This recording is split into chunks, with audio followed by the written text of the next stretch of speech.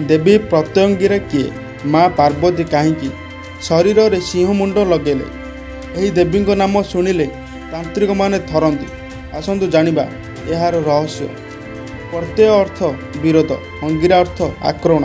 कला जादू को प्रतिहत बा प्रति आक्रमण करुथिबारु प्रत्यंगिरा नाम दिया जायछि।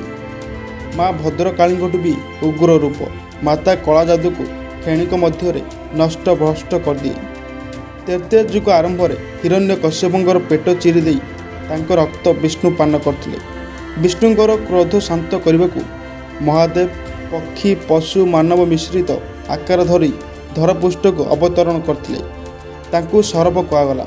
यह देखि तांको साथी युद्ध करने को भगवान नरसिंह एक दुई मुंडिया पक्षी सृष्टि कले, जहाँकर नाम गंडबेरण थिला। यही युद्ध चालू रहिला।